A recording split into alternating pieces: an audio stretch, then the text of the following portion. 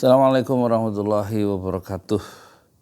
Saya mau membacakan ini ya, hadis-hadis yang ada di dalam kitab Riyadhus Shalihin dan kitab terjemahan. Pertama, saya nggak bisa baca Arabnya, kitabnya gitu. Dan yang kedua, saya bukan orang yang pernah belajar dan punya sanad ya, untuk mengajarkan ini. Ya ini sih kitab, daripada saya baca sendiri, gitu. Lebih baik saya rekam, kemudian saya share ke orang lain, barangkali manfaat ya. Barangkali manfaat. Dan saya membatasi diri, bukan menafsirkan, tapi membacakan ya. Membacakan. Jadi mohon maaf untuk orang yang berilmu, untuk orang yang bisa ngaji kitab, untuk orang yang memang punya sanad keilmuan dalam mengajarkan kitab Riyadhus Shalihin ini dari kitab aslinya, yang punya guru dan dulu pernah belajar dari guru itu talaki misalnya. Ini saya harus menyatakan dulu, saya bukan orang yang punya guru dalam mengajarkan ini dan saya tidak bisa bahasa Arab. Jadi saya hanya menyebarkan apa yang diungkapkan oleh Rasulullah, balighu anni walau ayah. Sampaikanlah dariku, kata Rasulullah, meskipun satu ayat. Jadi saya akan membacakan satu hadis, satu video. Dan tempo hari, beberapa hari yang lalu itu saya bikin sampai 23 video ya, dengan ini hafalan Qur'annya. Ini mungkin sekarang 20 atau berapa ya, kita nggak tahu. Ya. Penjelasan tentang banyaknya jalan kebaikan bab 13 ya, halaman 142 dari kitab Riyadhus Shalihin terbitan ini Gema Insani Press ya, jilid 1. Riyadhus Shalihin. Jadi ini Imam Nawawi, penyusun pengarang kitab yang terkenal ini, wafat dalam usia 43 atau 45 tahun ya. Kelahiran kota Nawa, makanya Nawawi disandarkan ya, namanya dinisbatkan kepada nama kelahirannya Nawa di Damaskus atau Syam, Imam Nawawi. Kalau yang Imam Nawawi yang kelahiran Jawa ada lagi namanya Banten, orang Banten, Imam Nawawi Al-Bantani. Jadi ada dua orang ulama yang namanya Imam Nawawi, tapi berbeda bangsa ya, sama-sama ulama besar. Satu Imam Nawawi kelahiran Nawa, Damaskus, ada lagi Imam Nawawi kelahiran Banten, Jawa Barat. Imam Nawawi membuka kitabnya ini, bab ini dengan mengutip surat Al-Baqarah, a'udzubillahi minasyaitonirrajim, wa ma taf'alu min khairin fa innallaha bihi alim.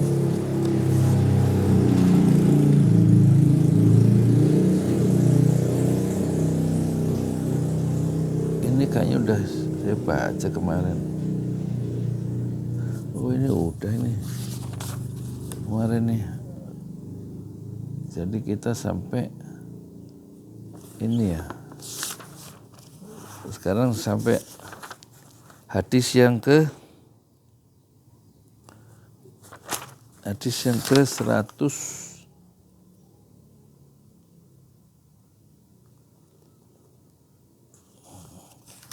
Maaf ya, udah kelewat ini. Oh ini hadis yang ke 123 deh. Pakai deh. 123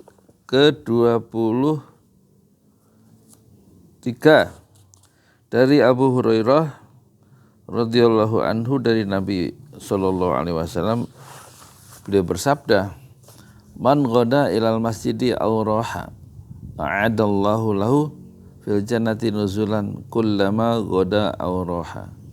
Barang siapa pergi ke masjid di waktu pagi atau di waktu sore, maka Allah menyediakan untuknya hidangan di surga setiap kali ia pergi ke masjid di waktu pagi dan sore. Ini motivasi dari Rasulullah ya. Man goda ilal masjidi au roha, sebarang siapa pergi ke masjid ya. Pagi maksudnya subuh ya. Au roha atau sore hari, adallahu lahu, Allah menyediakan baginya fil jannah, di surga. Ya. Di surga diberikan hidangan surga setiap kali ia pergi ke masjid di waktu pagi dan sore. Jadi kalau kita pergi ke masjid subuh, maka Allah menyediakan hidangan untuk kita ya di surga saat kita pergi itu. Dan kemudian kalau kita pergi sore hari berarti waktu asar ya, Allah menyediakan hidangan untuk kita, untuk yang pergi ke masjid waktu asar itu ya hidangan sore. Jadi ini untuk orang pergi pagi dan sore ke masjid untuk sholat itu keutamaannya dia disiapkan oleh Allah hidangannya, hidangan surga. Hadis muttafaqun alaih. Muttafaqun alaih itu apa sih? Imam Bukhari dan Imam Muslim itu sepakat ya terhadap matan isi hadis ini sahih gitu ya. Nanti dikoreksi ya oleh para ahli hadis, oleh para ustadz yang nonton tayangan ini ya. Muttafaqun itu apa? Muttafaqun alaih. Mereka sepakat terhadap hadis ini maksudnya. Hadis ini diriwayatkan oleh Imam Bukhari dalam kitab Salat Jamaah bab keutamaan berjalan ke masjid, dan diriwayatkan oleh Imam Muslim dalam kitab Masjid, babnya berjalan ke tempat sholat menghapus dosa dan meningkatkan derajat. Menghapus dosa dan meningkatkan derajat. Ini kalau nggak salah hadis dari Abu Abdillah, siapa kemarin itu? Abu Abdillah, lupa. Fa innaka lan tasjuda lillah sajdatan illa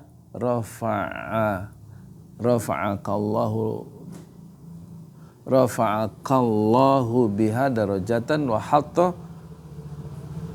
anka bika khati'atan. Jadi sujud itu bukan jalan kaki ya.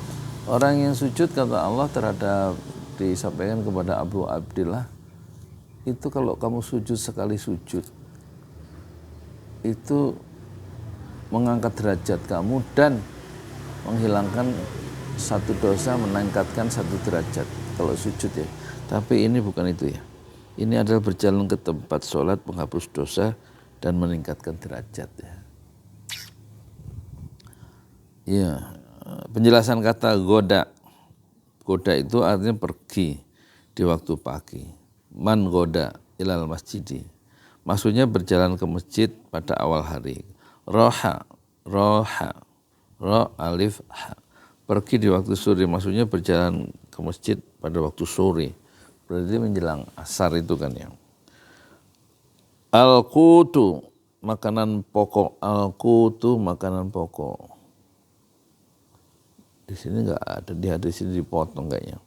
Al-qutu, makanan pokok, maksudnya sesuatu yang dimakan untuk menjaga tubuh dari mati. Oh gitu. Ar-rizku, rizki, maksudnya sesuatu yang bermanfaat. Ar-rizku, rizki itu sesuatu yang bermanfaat. Berarti udara rizki, kesehatan rizki, duit rizki, apalagi anak rizki, pasangan hidup rizki, gitu ya. Mutiara hadis keutamaan pergi ke masjid dan anjuran untuk selalu mengerjakan sholat berjamaah di masjid. Ini hadis yang ke 123, keutamaannya adalah hadis ini, man ghada ilal masjidi aw raha a'adallahu lahu fil jannah nuzulan kullama ghada aw raha. Barang siapa pergi ke masjid di waktu pagi atau sore hari, maka Allah menyediakan untuknya hidangan surga nuzulan kullama, setiap kali ia pergi di waktu pagi dan sore hari menuju tempat sholat untuk sholat jamaah itu.